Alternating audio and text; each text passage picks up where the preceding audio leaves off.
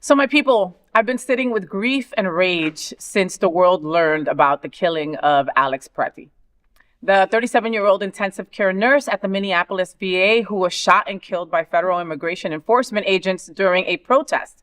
His family, friends, co-workers, and neighbors all remember him as a kind, warm-hearted soul who cared deeply about his patients and his dog and veterans and the world around him.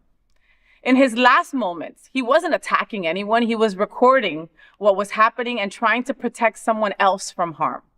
As someone who is married to a nurse, a woman who ran into the worst of the worst during COVID, who has spent endless shifts checking vitals, calming families, and literally saving lives, this didn't just hit home. It shook our home. Nurses are trained to assess danger and act with care, not aggression. They show up for the hurting and stay when most people would want to leave. That instinct doesn't stop when a shift ends. You carry it in your bones, everywhere. Watching what happened to Alex, a fellow caregiver, an experienced ICU nurse who spent his life saving others, it terrifies me in a way that feels all too real.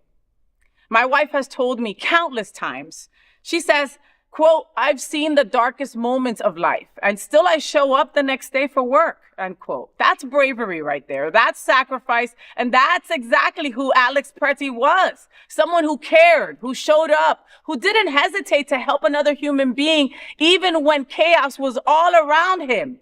And yet, he was killed in broad daylight by ICE, Bureau of Border Patrol forces. Forces that operate with arms, shields, and deadly authority.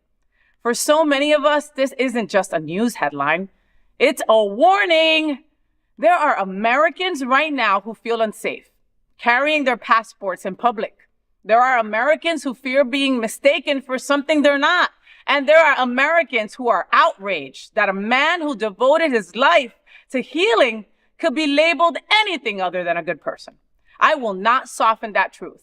ICE and all these federal forces that kill first and ask questions later are murderers.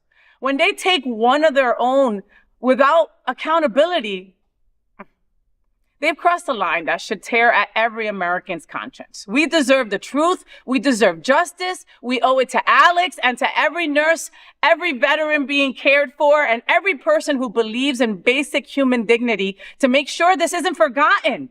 Rest in power, Alex. You didn't just save lives. You lived in service of others until your very last breath.